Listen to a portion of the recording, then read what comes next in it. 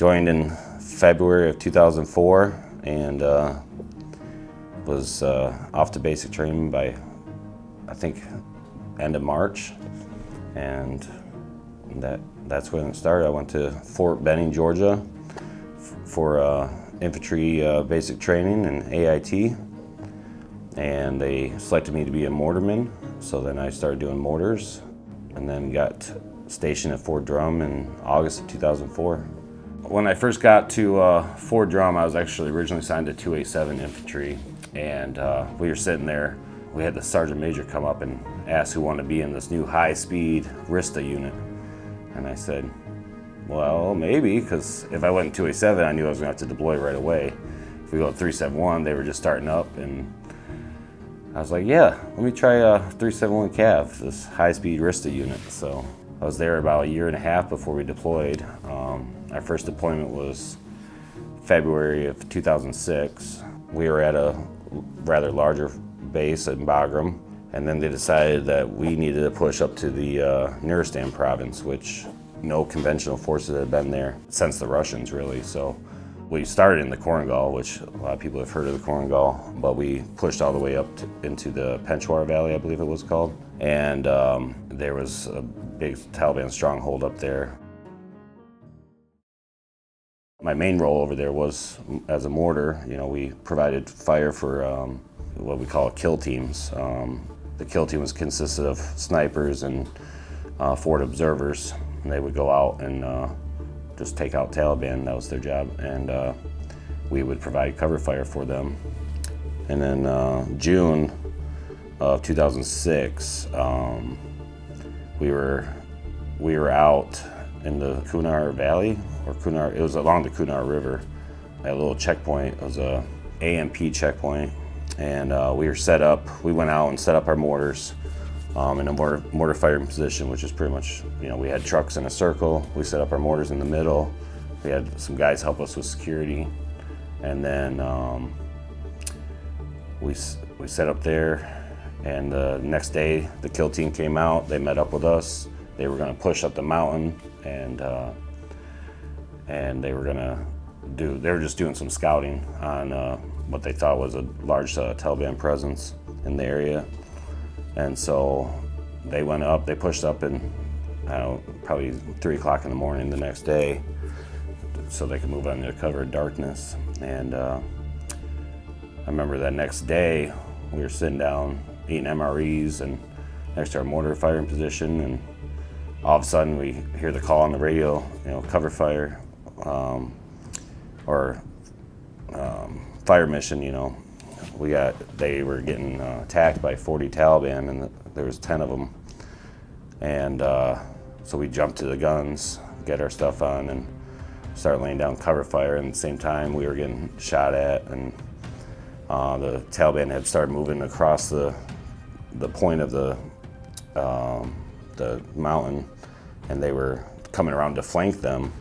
Well, they saw us, so they freaked out and started shooting at us. And we obviously were able to stop them from flanking them, but that didn't matter because there was 40 guys coming at them. So I remember the calls on the radio. Sergeant First Class Monty was the forward observer, and he had us laying down rounds, danger close, which is within 75 meters of their position because there's so many people right on top of them. And then I remember the call came on the radio that Monty was down, or that Blackburn was down, and Monty went to go get him, and Monty ended up dying, and on his way to save him, he got hit with a RPG at his feet. He did get Blackburn out of there, he got him close enough that they were able to get him out of there. And then once we were able to get rid of the Taliban or make them retreat, the medevac came and got to get Blackburn and Monty, and they pulled Blackburn up, and him and the air medic got twisted, and the lines broke, and they both end up falling to their deaths and dying. And then after that, the rest of the kill team end up coming out, and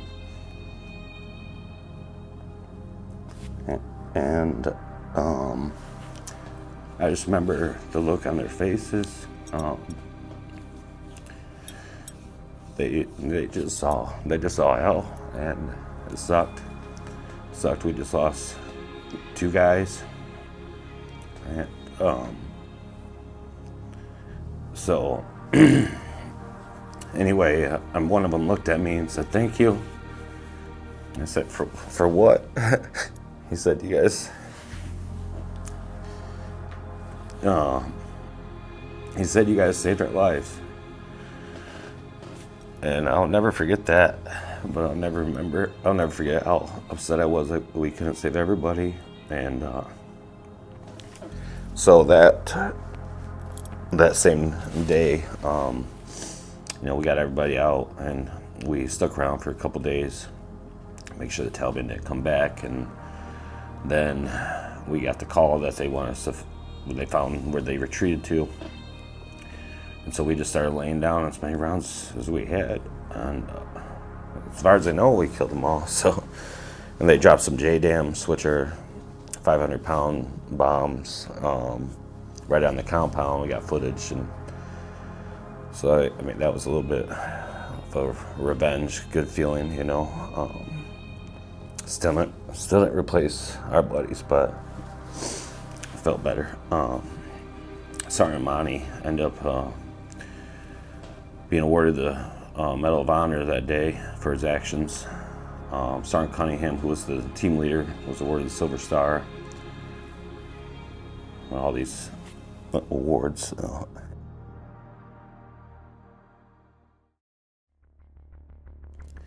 Yeah, and then we continue on after that mission. We pushed up to the OP that I was talking about, where we were stuck on top of a mountain. And it was nice because nobody could shoot down at us like they did that day. Being up there was pretty peaceful. I remember we hiked up the mountain. We started, and it was raining at the bottom of the mountain, and it must have been November, December time frame. And by the time we get halfway up the mountain, it was slushy, and then we get to the top of the mountain, it's just snow, and it snowed for like 2 or 3 days straight. We had to dig ourselves out of the tent, and there's snow up to my neck, and no phone, no shower. We just ate up MREs and water, and every once in a while the commander would send us out hot dogs on the helicopter, and we'd grill those up. And and there's so much snow the Taliban couldn't get to us. They tried, and we'd destroy them, and they would retreat or whatever. We stayed up there, and next thing you know, the snow melted, and we were still up there. And then we were supposed to come home, and so we left, and then we got extended, and they pushed us down to Outpost Camus, which was it used to be a house for a warlord that we took over. We stayed in this house, which had plumbing and everything. It was crazy. I remember sleeping. We had a room for the mortars in the house, and that was all during the extension. We were all just like, let's just chill out. We'll play defense for a little bit, and hopefully nothing happens. And then 2 days before we were about to pull out, our great commander decided he wanted to do one more hoorah, and he freaking sent these guys on pretty much a death mission, and I lost 2 more guys that day, and a ton of A&A. I remember we laid down cover fire like we do, and they came rolling back into the cop. There was A&A guys just piled up in the back of the truck, dead. A few U.S. wounded, a few U.S. dead, or 2 U.S. dead. Anyway, that was another shitty day. And then we finally got out of there. We were relieved by the 173rd out of Italy, and they made a movie about the 173rd called Restrepo, and it was based off the guys that relieved us. So all the shit they went through, we already had gone through, and it was not good. While I was overseas, before we got extended, I decided to re-enlist, thinking that, you know, they waved some money in front of me, and I was liking the Army a lot at the time, so I was like, you know what, this might be a good way to go. So I re-enlisted, got back to Fort Drum, put my sergeant stripes on a few months after I got back, and then I noticed I started, I don't know if it was acting out or what, but my mind wasn't right. I think everything that had happened, I was like, why did I re-enlist? Well, it just sounded like what I wanted to do, but then we get back and I was like, I don't want to re-enlist. So but I was already there, I was already committed. I remember I got down to Fort Polk, Louisiana for JRTC, which was pre-war training, because we were getting ready for another deployment, except this time we were supposed to go to Iraq. And so we were getting ready to fight in Iraq, and we got everything done. We were done with our mission down there, and I took some guys out. We went out to get some drinks, and of course we were under General Order Number 1, and so we got back, and my squadron XO was like, what the hell, what are you guys doing? Said, sorry about that, sir, because we were running a little bit late too, and he thought we were going to miss movement. But anyway, get back, and this E6, I was E5 at the time, comes up and starts cussing me out in my face right in front of everybody. And I remember I went back at him, and they end up knocking me down to E4 for that. And then I was like, really, like, fuck the Army, I didn't want to be there no more. I didn't give a shit anymore. And I remember I did all my extra duty. Me and my wife, the extra duty pretty much ended that, because I never wanted to go home by the time I got off work. And it wasn't just extra duty, it was me. I was totally different after 17 months in Afghanistan. And she knew that. She tried, but all I could think was, she deserves better. So I pushed her away. My first sergeant calls me in the office and said, hey, do you like dogs? I'm like, I freaking love dogs. He said, do you want to be a canine handler? I said, yeah. He's like, good, because I'm going to have to get rid of you anyway, because you have to go, because you were an NCO that got demoted. You're going to have to transfer to a different unit anyway. So do you want to go? I said, yeah. I think that's what saved me from totally going crazy in the Army. There was them giving me a shot and sent me to dog school, and I did. And I did good. Went to tracking school at Bond Lake Kennels in Indiana. Started in Indiana, went down to Yuma, Arizona. Went to the proving grounds, and that's where we certified. And then we were sent back to Fort Drum and got ready for their next deployment. And they switched it, and we went back to Afghanistan. So I deployed Afghanistan with BSTB. They decide, well, we're going to attach Culy back to 371 as a canine handler. I'm like, Jesus Christ.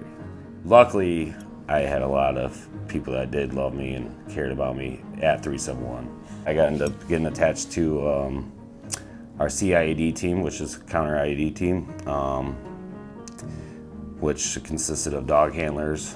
We had tracking dog, bomb dog, we had EOD techs, and then we had regular infantry guys, we had CAS scouts. We pretty much were the response team. If there was an IED, we would go out, we pulled security for EOD. I would take my dog, I'd try to track down whoever laid the bomb. Another division had a guy that went missing, walked off the cop. The general at the time wanted every tracking dog you could get to try to find this guy. And I was the only one that had successful tracks from our brigade, so they sent me. They attached me to the unit that had the soldier that went missing, and I started talking to some of his guys and trying to figure out if they had something of his that I could help use for tracking him down. And they pretty much said, "Fuck that piece of shit." And I said, whoa, what are you talking about? And then I started figuring it out. This guy didn't get kidnapped. He walked off the fob. He ended up getting captured by the ANP, but then turned around and ended up joining the Taliban. People probably heard of him. His name's Bo Bergdahl. I remember I went out with the Navy SEALs on one mission. We were in one bird and the Navy SEALs were in the other bird, and they were gonna clear the compound so that we could land and do our investigation. These guys were badass. They literally had the compound clear in like 30 seconds, and they had a couple prisoners. And when I get down there and they're like, "All right, do your thing," and I'm looking around like, holy shit, these guys just destroyed all these guys in like no time. Anyway, my dog's sniffing around and comes up to like this rug in the middle of the courtyard with like a little table, and he was sniffing really crazy. I'm like, holy shit, he might be actually on something. They pulled the rug and sure shit, there was a tunnel that went down. It went down underneath the ground, and then over here there's a well. And if you went straight down that well, you'd be where the tunnel ended. Well, down at that tunnel, there was a bed, there's a little candle. Remember, there's like a little nightstand. Like that's where they were keeping him, right down there, but we just missed him. So anyway, that happened a few times, not that same situation, but we were going on missions, we were close, we never got him. And finally, intel came in that he had joined the Taliban. And the commander said, "You know what, screw this guy." So they finally put nix on the whole mission, sent me back to my unit. They were very proud of what I'd done, for our unit, to represent our unit. And then we redeployed back to Fort Drum in December, so it was just about a year. We left in January of 2009, came back in December of 2009, so just shy of a year this time. So that was like a cakewalk deployment for me. After that long 16-month, 17-month one. Got back and went to, we had to turn our dogs in. They disbanded the whole program through the Pentagon. And I was like, shit, man, I was just been with this dog for 18 months and now they're saying, tell him goodbye. So I was like, well, see you later, Rocky. That was his name, Rocky. Gave him back. And they sent me back to the mortar platoon. I ended up going to mortar leaders course, and I excelled. I was a distinguished honor graduate. They sent me to the Soldier of the Month board. I excelled. I won the Soldier of the Month for that month, and then they sent me to brigade. I did not win brigade, which was okay because I didn't want to do boards anymore. It was it was not fun.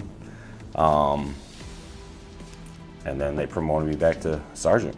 And then I went to, they sent me as a section sergeant to Alpha Troop 371 Cav. And that's when I met Colton. I remember thinking this guy, he's like a little hard ass, ain't he? Fresh NCO. I was the mortar section sergeant, but he was the headquarters platoon sergeant. So he was my platoon sergeant technically at the time. And he's like, I know you were sergeant before, but I'm outranking you right now. I'm like, I got you, don't worry, buddy. And so at first he rubbed me like, man, this guy's just squared away, freaking hard ass. And then I found out he wasn't squared away, but he wasn't necessarily a hard ass. He was just a good soldier. We did PT together every day. We ended up, his section and my section. And we ended up going down to JRTC together. And while we were down there, he said that something about his something about his apartment. He's like, we're gonna be deploying soon, and I don't really want to sign a lease. I was like, yeah. I was like, well, why don't you move in with me? He said, really? I was like, yeah. I mean, it's stupid to sign a lease. We're about to deploy. Just move in with me, and then when we get back, you can figure out if you want to stay with me or get your own place. He said, oh, that'd be great, Then we became pretty inseparable. Had some good nights, had a lot of good times. We did a lot. The deployment was coming up, and my commander said, hey, there's this TED program. It's a Tactical Explosive Detection Dogs, and we want you to be the NCOIC. I've said, no. I don't want to be the NCOIC of shit.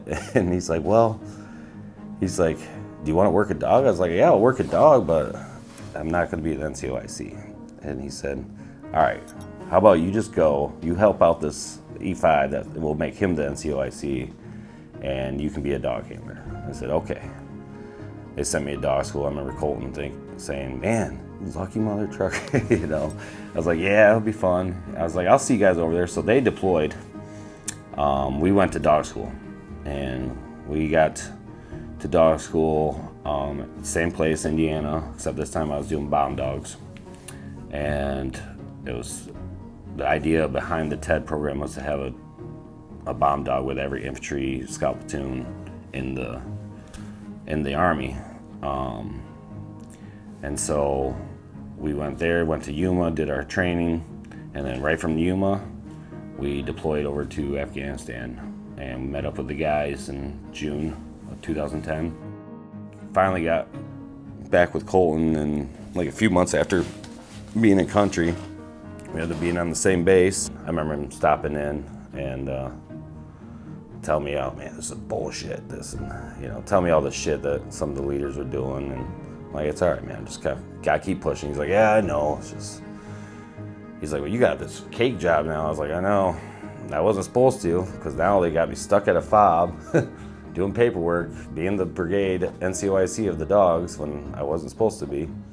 From what I experienced my first two deployments, it was a cakewalk. My last one, due to my mission of paperwork and a few ECP checkpoints. I think I went on one big mission.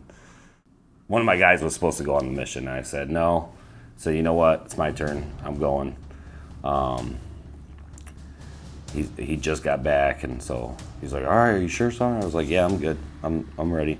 So I went out. My commander wasn't too happy about it, but I was like, my guys need a break. They've been going. My dog's barely been out. He's fresh. The only thing we've been doing is working some ECP. So my dog was fresh, ready to go. We get out on this mission. And I don't remember all the details of the mission. It was with a different, it was with the Big Red One. They just attached us to them. And there was a bomb my dog had found at the entrance of this clot, which is a compound around the house. My dog sat, and I was like, oh shit, I'm probably from me to the doorway. I'm like, all right, everybody stop. We cordoned off the area. I remember we were setting up our firing position, our machine gun positions, and all of a sudden they just start slamming us with fucking AK rounds, and I think there was even some RPGs coming in, and I'm like, shit. I had my dog, so I tied him. I saw this trailer, like a horse trailer, so I tied him off to this trailer. My dog's freaking out, and I see this mortar tube. I'm like, I know how to use that. So I fucking went and grabbed the mortar. I yell up the guys. I said, how far are they? And the guy told me 400 or 500 meters. I'm like, all right, what direction? And so he told me the direction.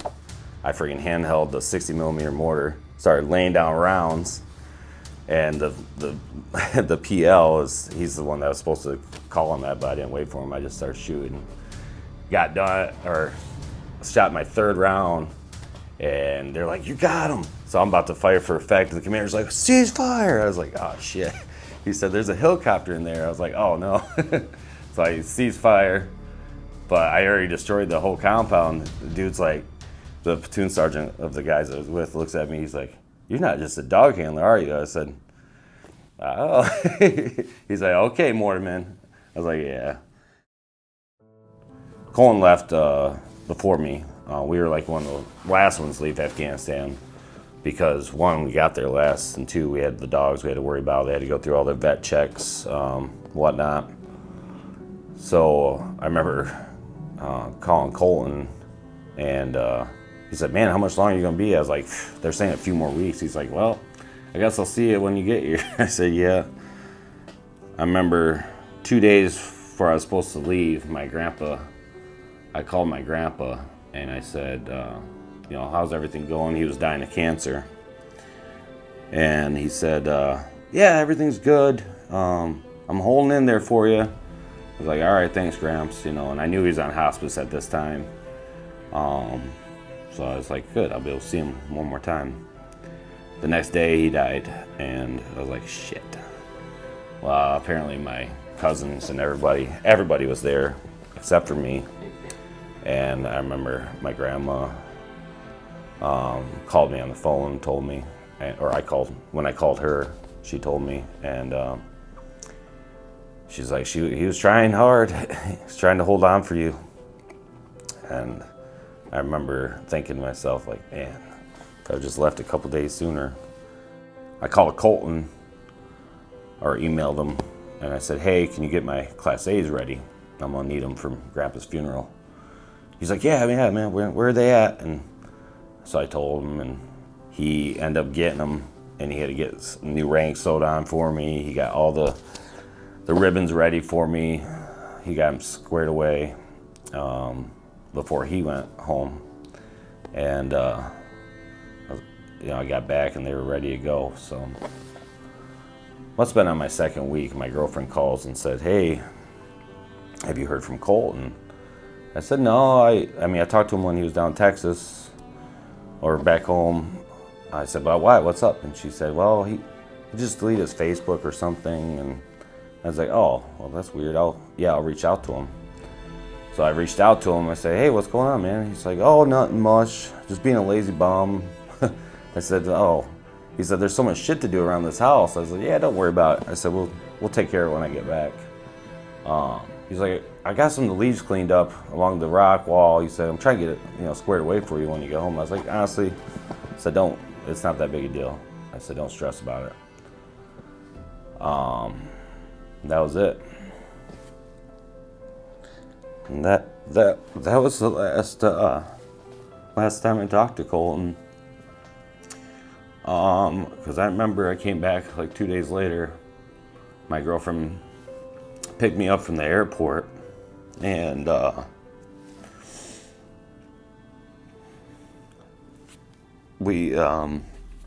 called him when I landed. Said, hey man, on my way back. I flew into Newark, so it was like 4 or 5 hour drive back up to the house.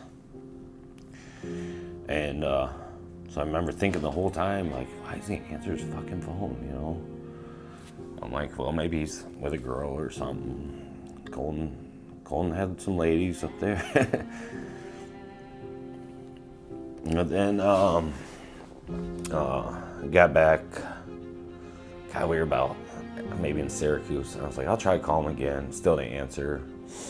And I don't know what time exactly. I know it was late, like maybe almost midnight by the time we actually pulled in to the house. I remember his truck was in the driveway, and Tammy had put in this big welcome home sign up on the garage. I think Colton helped her put it up there. And I saw the lights were on, and I thought I saw like a figure on the couch through the window. And I heard some music playing, and Tammy looks at me and she said, do you want to go check it out? Because we had her kids with us. I said, yeah. My thought was maybe he's just passed out drunk on the couch. And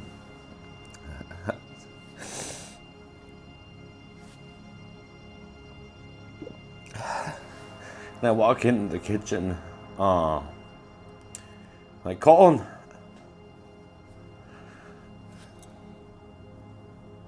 He didn't answer. But I could hear the music in the living room and the light. I turned the kitchen light on and I started walking through the dining room. I'm like, hey, Colton. He's still not answering.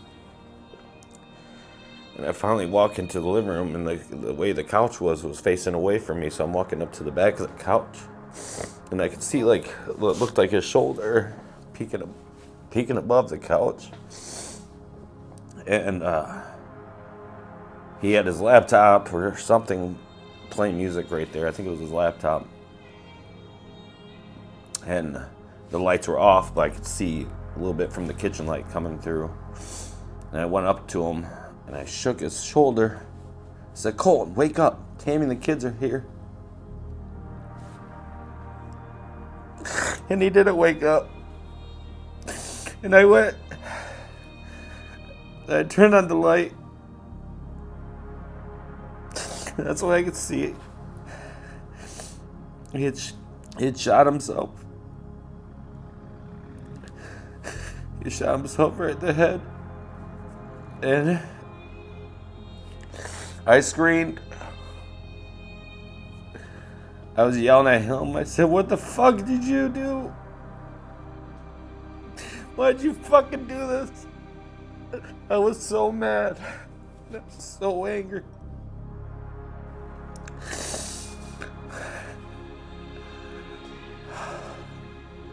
And Tammy heard me yelling. And she came in the house and saw everything. She called the police and the ambulance. And I remember they came. And I remember sitting in the car. At this point, and the neighbors had heard what was going on, came and grabbed the kids, took the kids over there, and I remember I called, I talked to Jerry, and then the rest of the night was kind of a blur. There's so much. I just remember crying, couldn't sleep, and so anyway, Tammy took the kids back to her house, I believe, and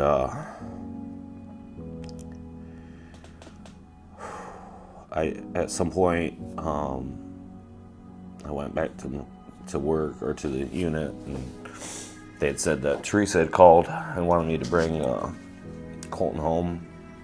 They had somebody else scheduled, but she wanted me to bring him, and so they said, yeah, I would, and I did. And that was the second hardest thing, bringing him home. But the amount of respect that the airport showed, and everybody, it was good. It was really good. They made sure I was the first one off the plane. They made sure his body was carried peacefully. They make sure to salute him. Finally got to meet all the rest of the Derrs. I didn't know what to do. I felt so horrible. So horrible. But at the same time, it was weird. Like, I felt love. And through Colton, I gained a family in the Derrs. And anyways, they took me in. We buried Colton. I went back to Fort Drum. They eventually came out to Fort Drum, and we did the ceremony at Fort Drum. And those next few months I had to get out of the Army. I couldn't do it anymore. after the tours, I was already ready, I think, to get out. And I got myself, back in with the K-9, and I said, this is what I need to do. I need to get out and just work K-9, maybe police officer, maybe contract or something, but I had to get out the Army. But it was a dark time because I didn't care again. And I didn't care worse than I ever did. I got DUI. I did a lot of things that I knew I shouldn't do. And when I got that DUI, I cared less, because then I was like, well, there goes that idea. I thought my life was going to be over. I was right there, I was right there at the point where I didn't think I could take anymore. I got out of the Army officially, went home to my grandmother, and didn't know what I was gonna do. First day back home, I got another DUI, crashed my truck, and it was horrible. Then I was really starting to give up on everything. And I remember thinking, all right, I got a son, and I gotta stay. I can't leave. So I put any thoughts I had aside and just kept focusing on him, focused on Blaine, and it was tough.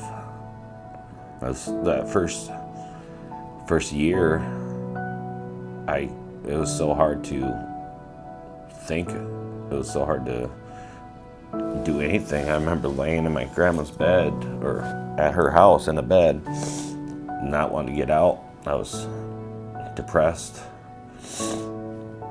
I finally decided I was going to go to college, and I didn't want to do anything with guns.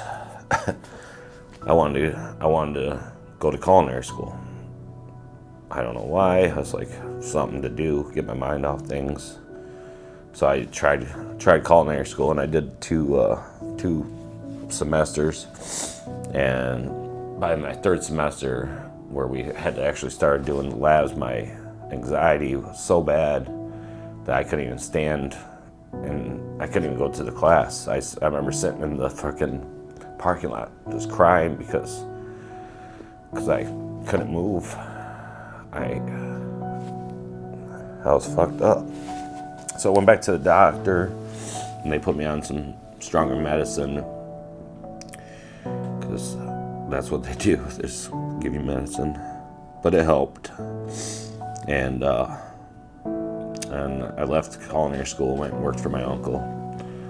And then about 6 months after working there, I wanted to go back to K-9 school. So I remember reaching out to Teresa and the foundation, and they fronted me the money for K-9 school, so I could try to pursue my dreams. Then my freaking license got revoked because of my DUI, and I couldn't go to K-9 school. So I kept on working for my uncle, and I was like, well, now I give up. Got to a point it got pretty bad, and I called Jerry and I said, I don't know what to do. And he said, you might want to get some help. And so I did, because I thought I was going to kill myself. Not like that, but with drinking and everything else that was going on in my life. I didn't think I was going to make it anymore. So I went to the VA, and the plan was to go for a 28-day program for PTSD, But of course that involves, no drinking, no drugs, no alcohol. And it was a live-in program in Battle Creek, Michigan. And then I stayed there for the 28 days, and that just opened my eyes to a lot more fucked up shit in my head that I didn't ever know, or I forgot about because I was drinking myself away. So I ended up staying there 70 days, and it helped a lot. It probably saved my life. I got back and got working. I was doing a different job. Things were going pretty good. And then, then I'd have episodes, with PTSD or anxiety, and I would just freak out. I'd lose it, and eventually I couldn't do that anymore, and I went and tried a different job for a little bit. That didn't work, and I called Jerry, and he had told me about the Firewise program in South Dakota. So I said, you know what? Maybe I need to try this. He said, you come out here, we'll help you. So I did. I went out there, and things were going pretty good. I think I was starting to see a doctor out there. Was in the Firewise program. I was trying to get back to TSA, or get in with TSA, and maybe get into their K9. And then they didn't hire me, but my uncle had an open position, so I started working with him. Things were going pretty good. Me and my girlfriend bought a house, and we were fixing it up, and then my aunt died. And she died the following August. We bought the house in June, and then she died in August, and I said, shit. So now my dad's whole side of the family is dead. They all died of cancer, and my dumbass still smokes, but I'm working on that. And that's where I'm at to this day, just working on everything. There's still a long ways to go. I still got, I still see the VA, still see my doctors, I take my pills. Still got a lot to work on. But I'm more focused than I was, so. Recently I've been wearing a lot of Valhalla shirts, and I have one that says "Keep fucking going." That's my new motto. Anytime I think about it, I just say, "Let's keep fucking going." There's people that care. There's brothers and sisters that care. There's foundations like the Derr Foundation. And this is a great one, but they're all over. There's plenty people that will help you. Just don't give up. Don't be afraid to reach out, That's the hardest part, I guess, even for me, was to be able to reach out. Because you're trained, to suck it up. But you need to reach out. Reach out and get the help you need. Like I said, I'm still working, and I'm working on myself, but there's hope, and I see a positive in life that I never saw before. So